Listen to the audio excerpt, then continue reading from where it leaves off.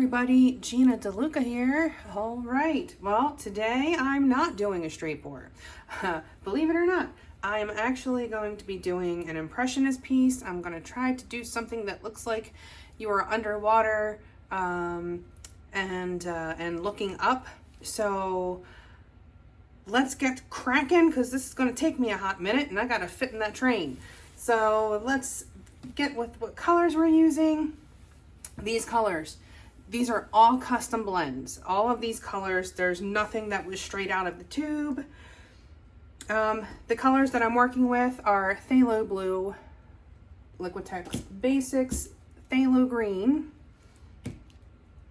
and I have in this main color also Artist Loft in Silver,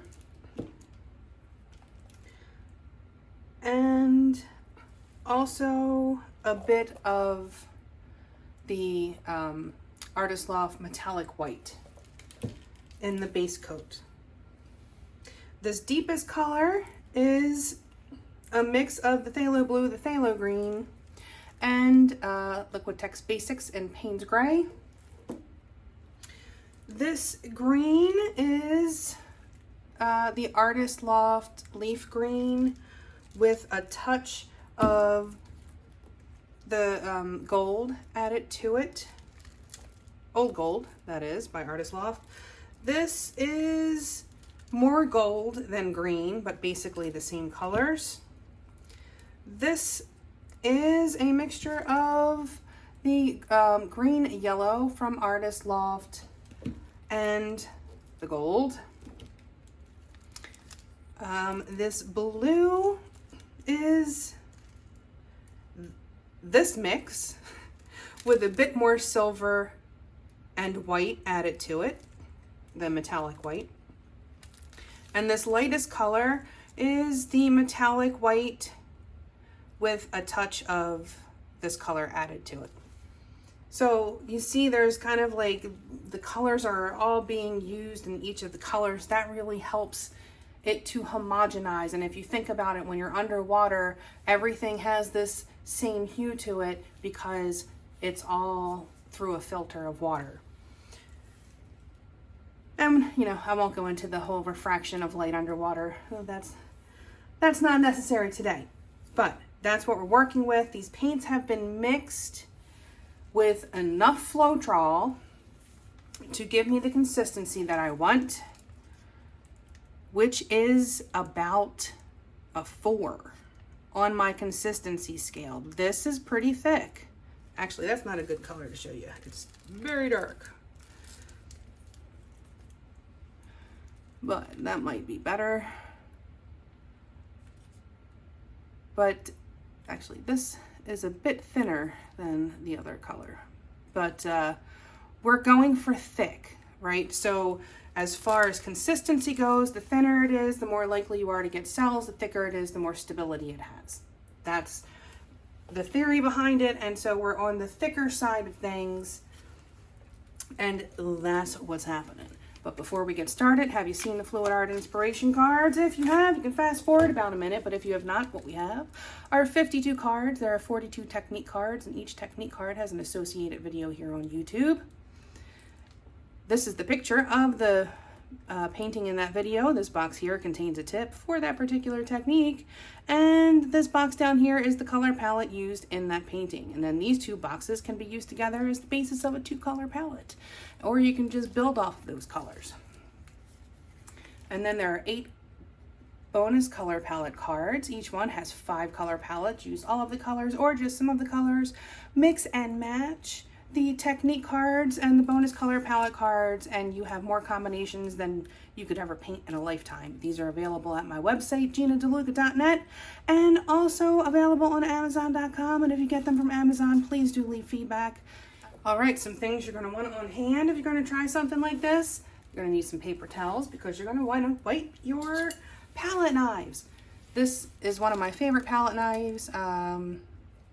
When I'm doing this kind of stuff, I just really like the shape of it, and it gives me a nice big work surface, but rounded. I just like that. And I also use this kind as well. And a skewer.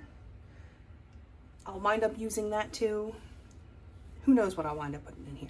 But let's put down a base coat. The skewer that I use is like pointy on one side. I cut it down to the size that I like. And then the other side, I just sanded until I got like a flat edge, like an orange stick when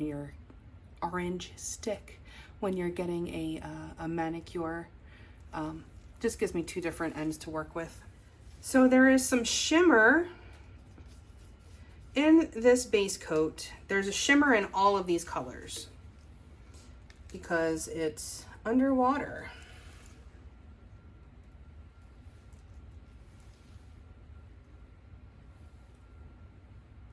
And this is just going to give me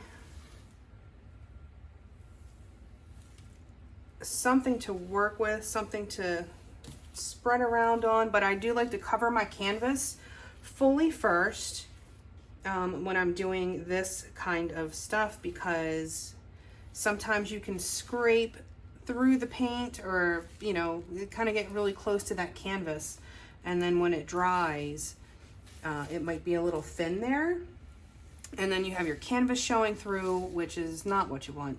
So I like to cover the canvas first, and then this base coat is really more about giving me the substrate that I want to be working on, which is a wet on wet surface. This is wet on wet painting. It is fluid art. Whether it's pouring or not depends on what you're doing. Maybe I'll decide to pour part of it, and then technically it's a pour. People can get kind of persnickety about the labeling of this particular style of art, the fluid art Impressionism. I've had some people yell at me on my splash paintings and say that it's not acrylic pouring, but I mean, you're working with the same medium, it's just different techniques. It's just swipes. It's just a whole bunch of swipes is what is happening in most of these. So before you at me in the comments, I'm swiping. Okay, what I'm going to do, I'm actually going to put some paint in a cup. I'm actually going to do a bit of a ring pour.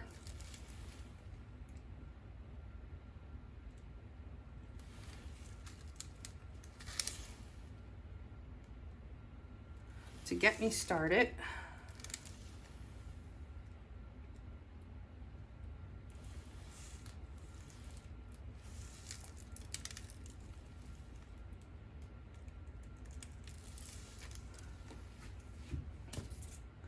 I'm going to take my skewer and I'm going to make an X in here, 2 X's. I want that to swirl up a bit.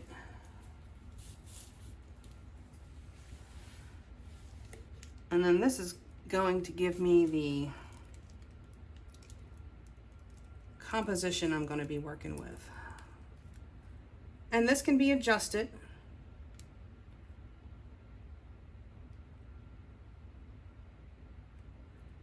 It will be adjusted. I will be adding and subtracting and not worrying about that, because I will just fix that up. But this is going to anchor my composition for me.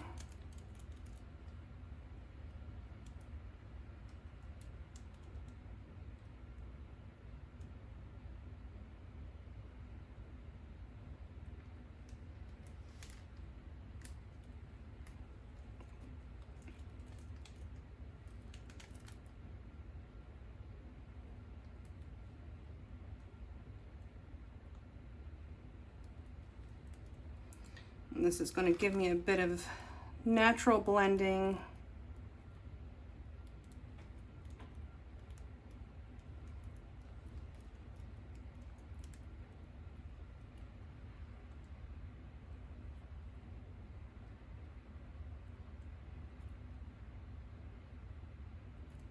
And I'm just kind of swirling this around. I'm not sweating perfection, because I am just going to come in here and do a whole bunch of stuff to it anyway. But this is a good quick way to get it on there, get it spread out.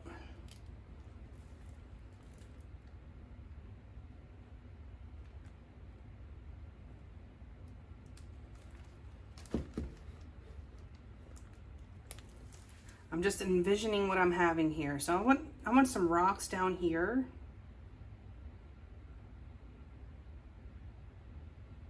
And maybe some seaweed coming up. Yep, that's what's happening. All right. Okay, so I am moving into voiceover mode here because I had to speed this up. This takes a while, and you know, I have to fit into that Premiere train. So this whole thing took, the whole video was an hour and 25 minutes. So it takes a while. You know, there's a lot of futzing and whatnot to get it exactly where I want. I'm very fussy.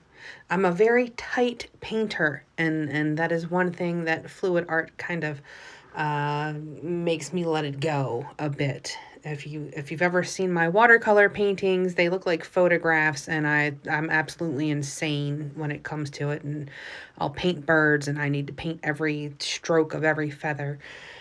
Anyway, so what I'm doing is I'm just creating the illusion of the light that's coming in at the top, and then now I'm bringing in the rocks, or the ideas of rocks. At first it's more kind of an underpainting when I'm first getting started. It's just blocking out some colors, and then I kind of shape them as I go. Is that the most economic time-wise? Maybe not. There might be a better way to get there faster. I got faster with the splashes every time I did them. So this is my first time trying one of these, and there's probably some things that I would do differently. Maybe I would lay in those rocks differently. Maybe that would make things a little faster.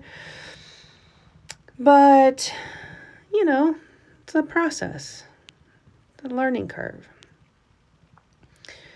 So, it's really important when you're doing one of these kind of paintings, something that's going to take a long time. You need to move from one section to the other. You can't allow any of it to start to set up, because the base coat will eventually start to get a skin on it, even though that paint is workable for an hour and a half, not if I don't touch it. So if I put down that base coat and there's a section that I don't touch for 45 minutes, it's going to start to set up.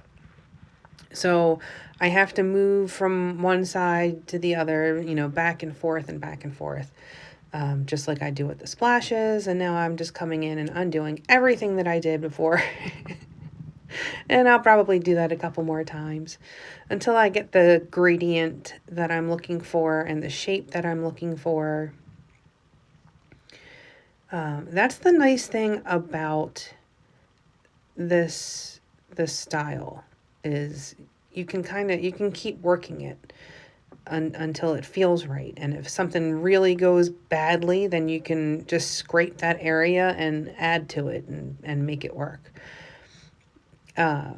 That's why when I get drips, I'm not panicking. I'll just blend it in. You can lift it off. You can just lay your palette knife right on it and pull it up, and it'll pull it off. So now going back to the rocks and trying to make some more shapes out of that again. And you'll see, if you've watched the splash paintings,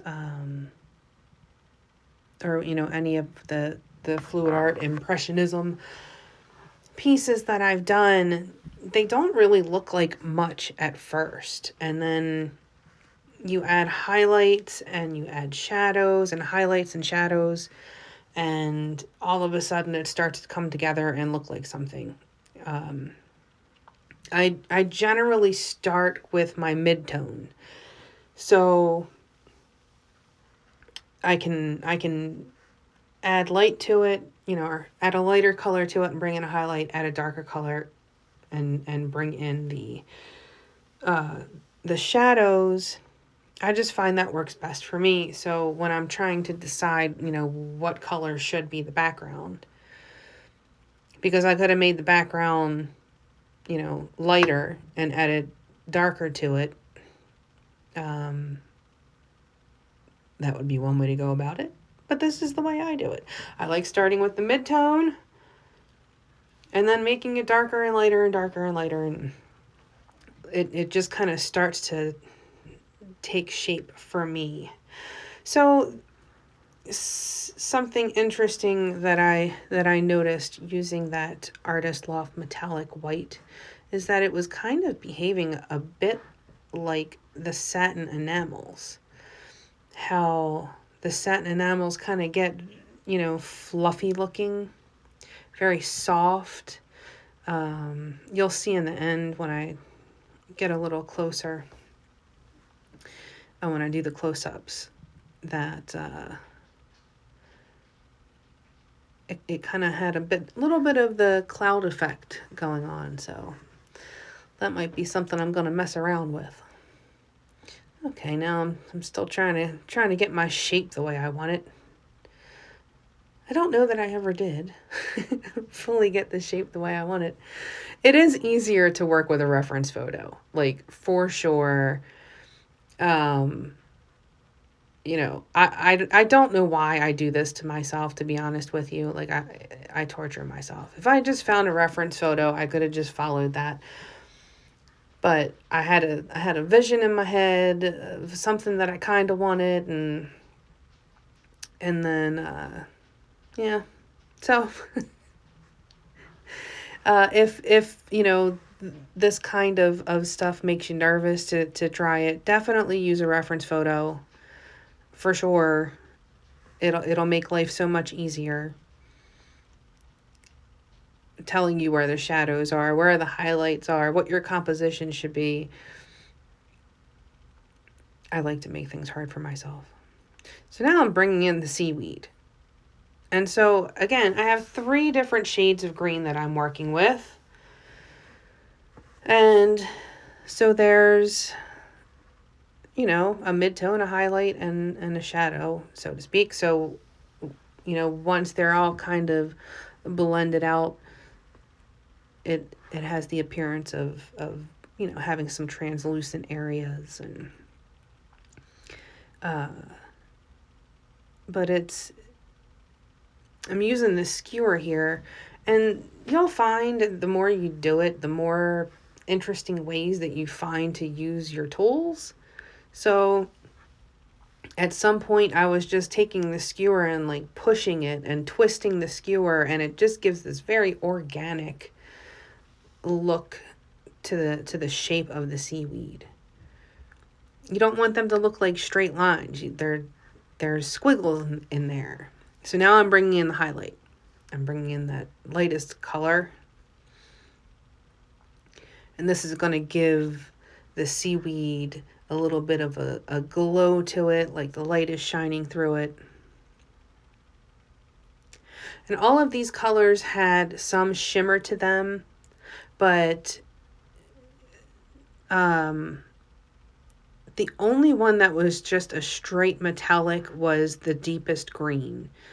All of the rest had other colors mixed into it, so it wasn't... actually, I guess the white was all metallics. But it's not going to be like a super shiny, glittery looking piece. I just wanted it... Metallics have a way of adding depth to a painting. It just gives it a little something that makes it look 3D, especially with water. So I really like using metallics when I'm doing water. It just kind of gives it some life. And here I am just adding a couple little straggly seaweeds, something to keep in mind when in matters of design. Odd numbers are more pleasing to the eye than even numbers. So if you're going to do groupings, you want to do like 1 or 3 or 5 and so on. You don't want to just have 2. For some reason the to the eye it doesn't feel right. So just a little thing when you're adding your little doodads. Add doodads in odd numbers. Well, that works for like when you're doing bouquets of flowers too. You'll notice that they are usually in odd numbers. I mean, not when you order a dozen roses, but some places you order a dozen roses and they give you 13 because they don't like doing 12. I had a place that I used to go to that did that. Yeah, so I am in there touching up the rocks, kind of trying to make it look more like rocks. I would definitely do something different next time for the rocks. I see what I would do. I have it in my head now. So if I do another one of these, I think I know what I would do differently. I've done rocks a few times. There was one I did that was like a waterfall where there were rocks. They're harder than they look. They're very easy to paint with a brush. Like very easy to paint with a brush or with a palette knife with regular paint. But with a fluid paint, it's a little bit more of a challenge. But the more you do them, the better they look. And here I'm kind of trying to fix up my lines in the water.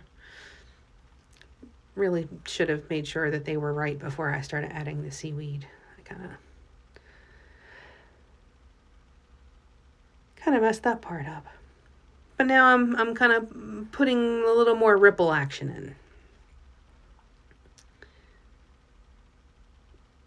And that white is actually, it's a very pale blue. It's not pure white.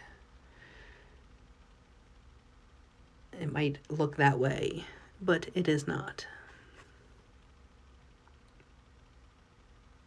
So now I'm bringing in some more highlights. This really kind of makes the water come to life. Just these little reflective ripples.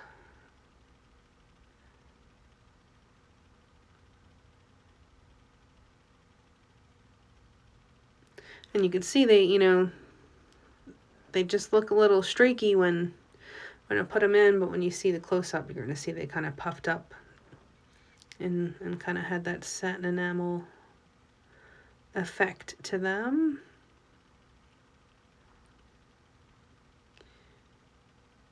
But yeah, it's usually these last little bits, the last little things that you add that just make it really come together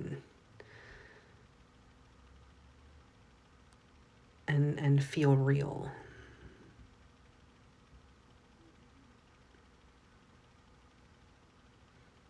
And as you go, the more of these you do, the more you kind of understand what you have to do to get the effect that you're looking for.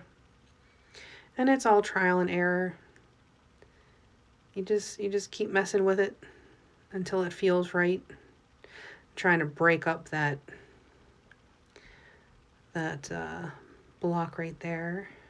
I want it to look like water, not like a cloud, so it needs a little bit of reflectiveness in there, a little bit of shadow action.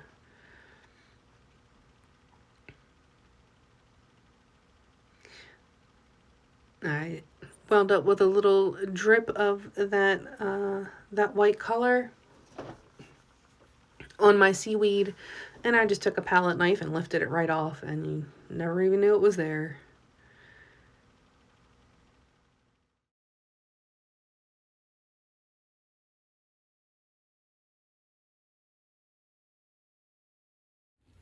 Okay, I'm calling this quits. It's starting to set up on me a bit. You know, you get about an hour and a half of work time, and I'm at like an hour 24. So that's where we clocked in today. And this is my first time trying to seascape like this. So, you know, there's some growing pains. And the more I sit here, the more things I'm going to try to fix. Like I'm going to do this right now. So it's probably the time for me to get up off this thing before I go messing something up. So that is it. I'm gonna clean up and I'm gonna bring you in for a close-up. Okay, here it is. I mean, for my first attempt at this kind of underwater thing, I'm not mad at it. I think it looks pretty cool. Definitely have some dimension going on in there. But yeah, there it is.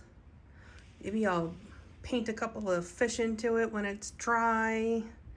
Maybe I'll just leave it like it is. I kind of like it the way it is. But yeah, so that's it. I hope you learned something. I hope you enjoyed. Please do like, share, and subscribe and all that good stuff. Do check out the description box below for links to my PayPal tip jar if you feel so inclined. Never expect it, but greatly appreciate it. Also, there are the affiliate links for Deco Art and Arteza and Blick and Amazon. If you enter through those links, anything that you purchase off of those websites, I receive a small commission at no additional cost to you. I would like to note, like, how this metallic white kind of got fluffy, got that cloud effect going on. Interesting. I may have to do an experiment with that. But you can see how fluffy it got. I mean, just like the satin enamels kind of fluff up. Also in the description box, you will find the link to my website, GinaDeLuca.net, where you can find my art and music and fluid art inspiration cards for sale. And the cards are also on Amazon. And last but not least, our Facebook group, Go Make Some Art. Join us there. Post your masterpieces, ask your questions, get some inspiration. A good time is had by most. It is the internet after all. And you can see like some of these areas where, you know, there is a little bit of canvas showing because I kind of scraped down as it was getting dry. That is why you paint the canvas first. It won't be noticeable once it's dried and varnished. It'll just look like bubbles in there, but that's why. Okay, well, oh, I should have put some bubbles in. It's too late now. Maybe the next one. I could have like a little turtle hiding somewhere, just sending up some bubbles. Next time. All right, y'all. I hope you have a beautiful day. Now go make some art.